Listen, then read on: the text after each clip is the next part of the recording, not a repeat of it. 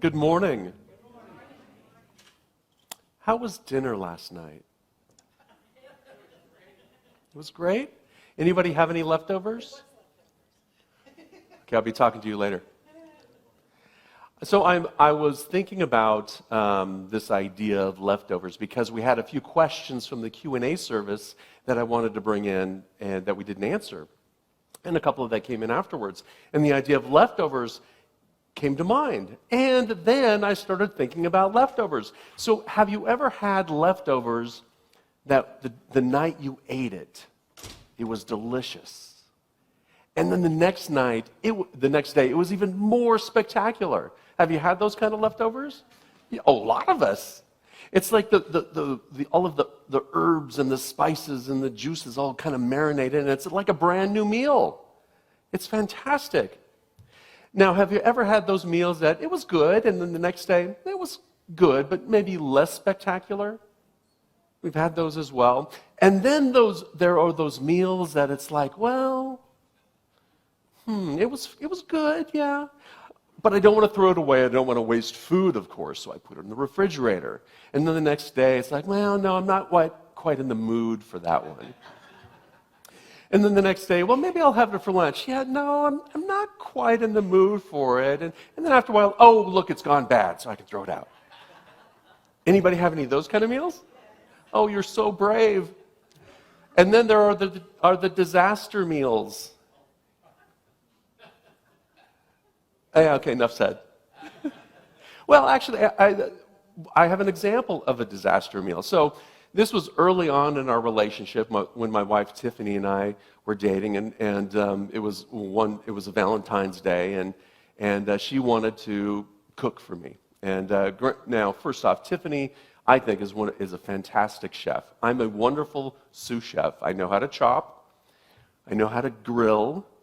But I'm not really good I can follow directions, but I'm not good at the art of cooking. And she is very good at the art of cooking and knows, well, it needs a little bit more of this and a little bit more of that. And I'm like, I don't know, what's it supposed to taste like? So we're having this Valentine's Day dinner, and I think it was like a shrimp pad thai type of meal. And this is the first time that she had used fish sauce. And she was going by the instructions, and she took it out, and she's like, well, hang on a second. And she took one bite. No, put it down. We're not eating this. Apparently there was too much fish sauce. And so, and she felt like, no, she took the plate away from me. I didn't even get a chance to taste it. And she started feeling, bummed, sad, a little bit, I was going to make this great meal. And I'm like, hey, let's just go to, the local burger joint. All right, so we had burgers and fries, and that was our Valentine's Day, and it was wonderful. And that became our tradition. It's like Valentine's Day, let's just go get, burgers and fries. So we would go out and get burgers and fries. That lasted about 3 years until she said, I'm kind of done with burgers and fries. I'm like, oh.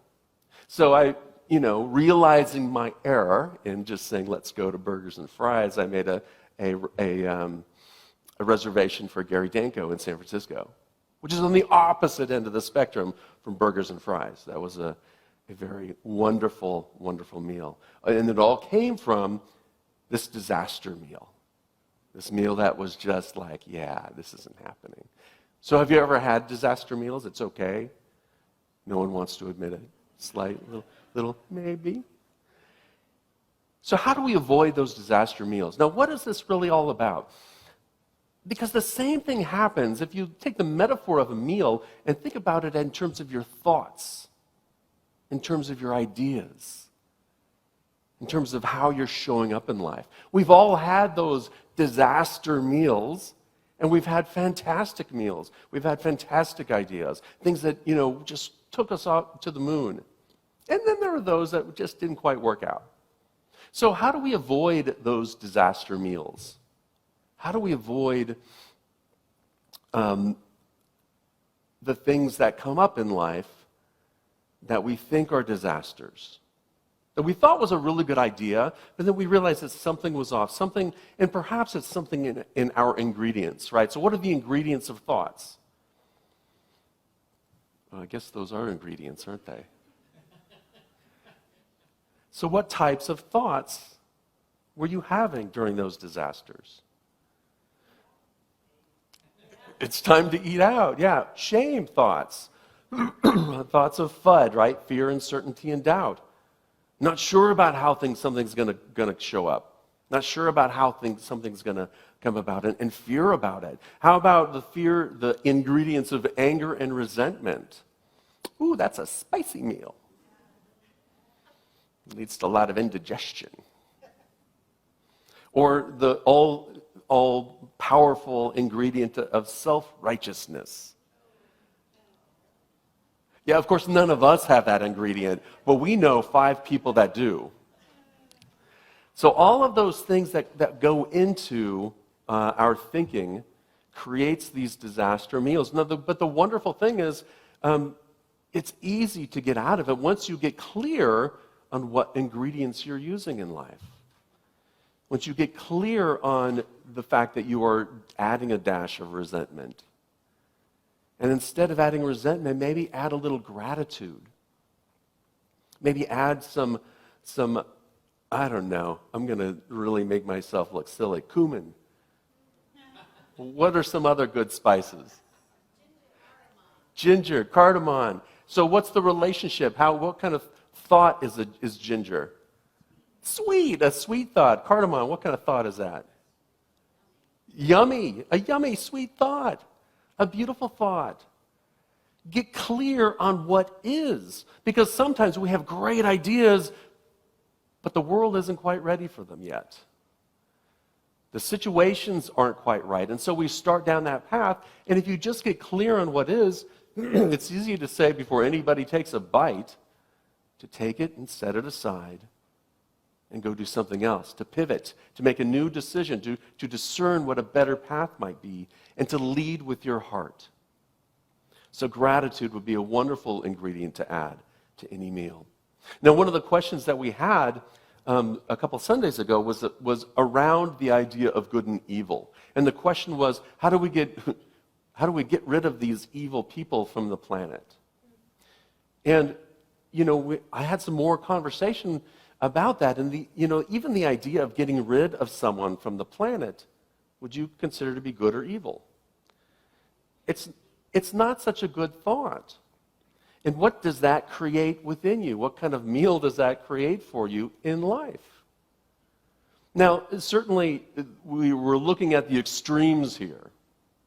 And the question was, well, what about Satan? And the one thing that unity teaches is that we don't believe that there is another being out there, another force out there called Satan. There's just one presence and one power. Active in our life and in the universe, God. God the good, God the omnipotence, God the principle that holds all principles, that it is unchanging. God, that energy of love, that spirit of harmony. I like to call it the allness of life, love, and wisdom. The allness, because it's all of us. It's our unity with each other. It's what holds the stars in the firmament, to quote Maya Angelou. Thank you, Dr. Maya Angelou. So if we were to apply this idea of this disaster meal and realize that, you can even look at somebody who's close to you, who sometimes they're, a knucklehead. Anybody have knuckleheads in their life? It's a spiritual term. It's okay to raise your hand. Because we all have people that we're not relating to in the moment. That, maybe their thoughts or ideas don't align with us, or maybe they're just, we're butting heads with each other. So what if we can change from the ingredients that we have in that relationship, or that thought about that person, from anger and resentment to perhaps understanding, curiosity. I wonder what's going on in that person's life so that is causing them to act this way. Or I wonder how that person was raised. Or I wonder how that behavior is showing up in me. There's that phrase, you spot it, you got it. And we love it when we find somebody that is really cool and we like, this person's a great role model, and I like that and I want that. And we already have that because we can see it in someone else, so we know that's within us. And the other side of the coin works too. If you see something where somebody is just really being a knucklehead, you can say, where am I like that? If it's really caught you, if it's hooked you, that means it's more important. When am I like that? And under what conditions? So that I can recognize it and not use that ingredient. Change the ingredients of my situation, of my life in that case, and lead with my heart. Pivot and discern what the right step is. Now we have those ideas that we've ignored. They sound like great ideas. They were good the first night, but yeah, we know it's good for us, but I'm not going to do it. It's like that silly meditation stuff that John talks about. That silly affirmative prayer stuff. It's awesome. I do it on Sunday when he forces me to do it for 4 minutes. The rest of the week, I'm just too busy. Sorry. I know it's good for me. I know the brain science says my brain does fun things. But, I'm not in the mood for that one. Anybody? Oh, you don't have to raise your hand with that. Or how about those ideas that you're excited about, and then we just lose our zeal for? It's a goal, perhaps. Something that we're really excited about. Something we want to create in our life. And then the next day, it's like, yeah, but back to real life, right? Back to the grind, back to the behaviors, back to the patterns. And I lack the will to move forward. If you were here last week with Dr. Paul Hasselbeck, he was talking about the will. We can all make choice. Everybody has a choice in how we react and how we respond. And what ingredients we use, we have that choice. But do we have the will to actually use it and to move forward with it? A lot of times I think it's because we are seeking meaning outside of us. We think it's a great idea, but then we're seeking it to happen to us from out there. We're waiting for it to come to us. One of the questions that came up 3 times from different people was this idea of missing the mark on our goals, of having these great goals but not making any progress, of having this idea of who I am, who I've come here to be, but not reaching my potential. There was another question also about the idea of creation. How do we, I don't remember the exact word, but I think it was justify, or how do we talk about creation and science together? Well, the thing about creation is unity doesn't teach creationism. We love the beautiful text of the Torah, the beautiful text of Genesis. It's just fantastic, I think. And we use it as it was written as an allegory. It's an allegory that was taught, thousands and thousands of years ago, 5,000, 10,000 years ago, as a story around a campfire. It was oral tradition passed down generation to generation. And it's a beautiful story of how, the story of how we create. And so in unity, when we look at it metaphysically, that's from the perspective of our consciousness. The creation story in Genesis is all about the creation story in us, in how we create in the world, and how we bring to the world those goals and ideas and things that we love and are excited about. But unless you're willing to really give it your all, you're not going to bring it forward. It's a great idea until you put that emotional energy into it. It's a great idea until you take the steps to move forward. And it's your idea, or so you think. Because if you don't do anything, what happens 3 weeks later? Someone else comes up with the idea. Have you ever seen that before? It happens all the time because the idea isn't yours. It's this divine idea in the world, in the universe. We simply had grasped a hold of it. And then, unfortunately, we have to pass it through our filters. And so my filter says it has to look like this, in this box, in this square. One of the big reasons why people don't reach their goals is that, and I get it, I understand what a SMART goal is. I've been in business for a while. Anybody know what a SMART goal is? Yeah, so ignore that. I think it's important, and if we're putting our goals into such a small box, with expectations about when, with expectations about who or how, then the universe is going to have to take some time to move all of those things together. But if you let go of those expectations, if you let go of those, of the way it has to be, and just open yourself up, I know this is the goal, this is the direction I want to head in. And I'm open and receptive to the universe. I'm open and receptive to divine inspiration. I'm open and receptive to God to tell me what the next step is. I don't have to plan everything out. I simply go with the flow. And when the flow starts moving over here, it's like a dance. I move over here. I'm not going to start dancing. I move over here. It's a hula. It's not a hula. So we allow ourselves to be one with the allness. If we allow ourselves to be one with the allness, anything that you want, anything that comes from your heart, anything that's beneficial to the planet, anything that is helpful for other people is yours. So let go of your attachments, let go of your self-righteousness, let go of all of those things that are binding you, and just allow love, life, and wisdom to flow. And when you do that, then share your good. If you have a wonderful meal, what are you going to do with it? You're going to make it again and invite all your friends over, right? Because you can keep it for yourself if you want, but then it loses some of its flavor. Oh my gosh, am I getting too far in that metaphor? Don't you want to share it with someone else?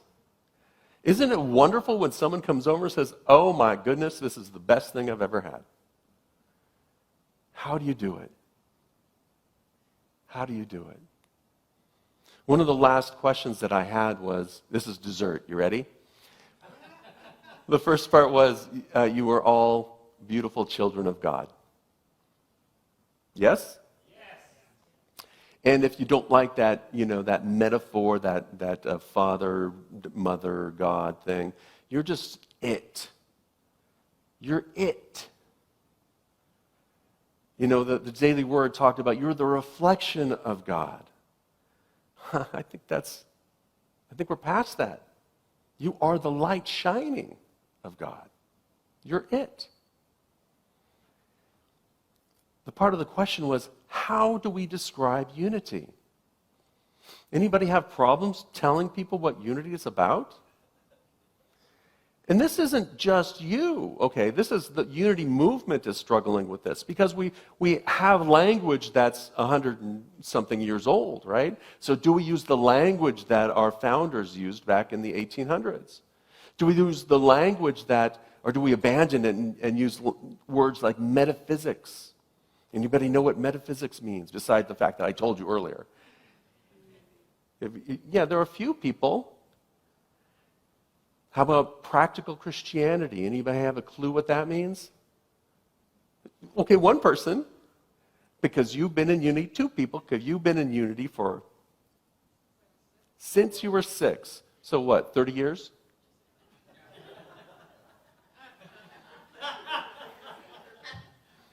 Why are you laughing? In her heart, in her heart.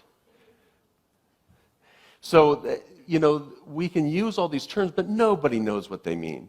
And when you talk to people and say those words, they already think they know what it means, and you can't change their mind. Everyone knows what Christianity is about in the world, right? Because we have this definition of it. Everyone who hears metaphysics and says, okay, yeah, I don't know what that means, but this is what I think it is, New Age, New something, I don't know. We hear these words that don't really make any sense, and we're trying to define it with language. And even when you come to unity, we have a different word or meaning about God. God is everywhere present. The allness of life. In you like the ocean is in the wave.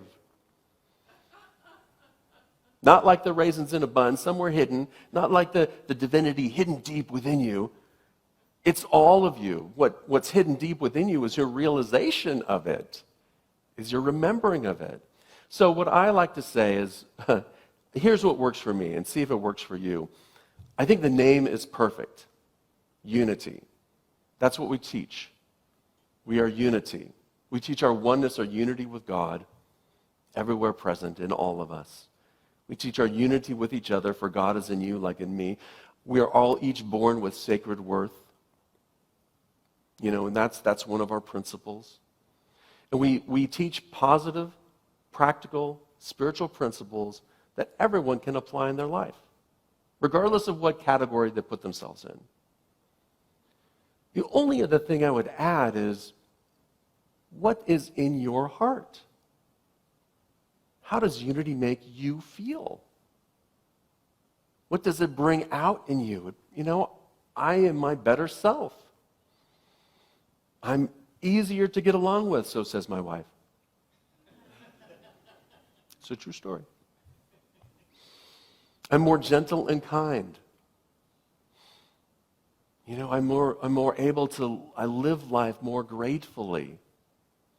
I live life more in the flow of life.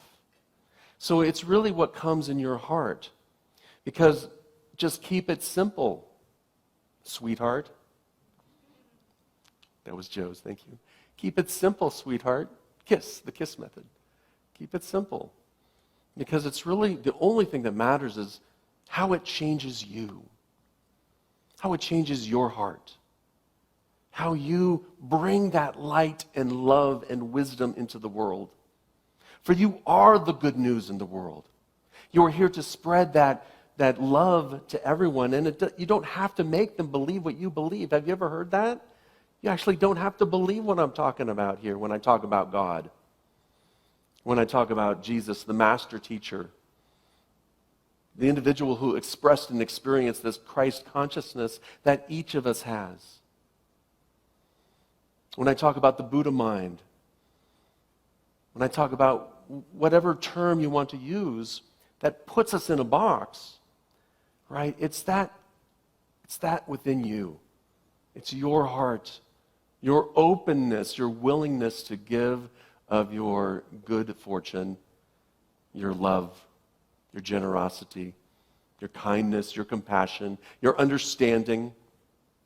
So when those knuckleheads come around or are in the world, instead of focusing on that one person whom you're deeming evil, how about focusing on everyone around them? How about focusing on everyone around them and just sending them love and light unconditionally? You don't have to do anything. I don't even know you. I'm just sending you that energy. And as we do, we lift our own sense of self. We lift our own consciousness. We allow ourselves to be present in the situation. Allow ourselves to be our best self. Yes? Let's move to our affirmation, Ethan. I'm going to read our affirmation and just take it in and allow it to be a part of you. And then we'll affirm it together. I release that which does not serve my better self. I accept that which nourishes me, and I share my good with others. Together, I release that which does not serve my better self. I accept that which nourishes me, and I share my good with others. And so our daily practice is simply being aware of the ingredients that you are adding to your life. Be aware of what's happening. Change it up.